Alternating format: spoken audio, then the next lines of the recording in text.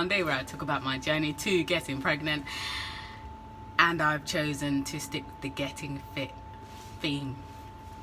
And yes, I'm back in my booth. I'm back in the booth, and I am just excited to be back in the booth, my little space, safe space, on the way to a place that I can call home, whether student accommodation, whether private rented and all of that, but that's more for Friday. I'm finally getting somewhere with making changes for the rest of my life. Apart from that little stint of a pregnancy, finally getting somewhere. And I believe I'm getting somewhere because I have somewhat of an offer from the UEL Sports Doc Gym, and obviously it's a university, so I'm expecting people to have been qualified, and I'm expecting people to have been enrolled themselves to retrain, and I'm expecting and I'm hopeful and I have faith that I'm going to get a full body MOT so that I can start repairing some of the damage I've done by low carb, no carb dieting. I don't think it's possible to promote how bad it is.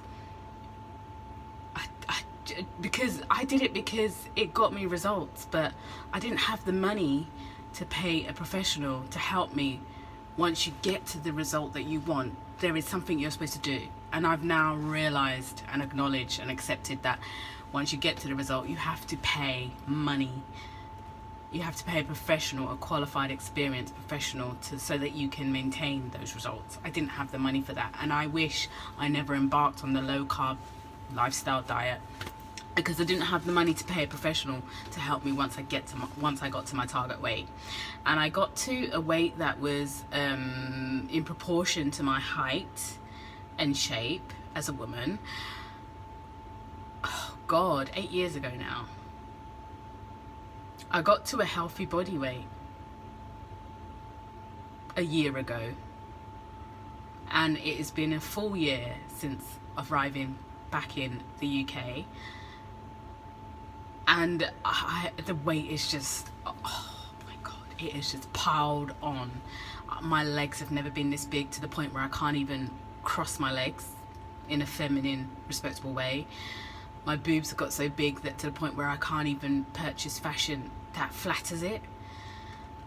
My stomach obviously doesn't look like a healthy proportion. It is just awful. What happens when you do not know what to do to maintain the goal that you have hit? And I will never ever go on low carb, no carb, but I do want a professional to assess the damage.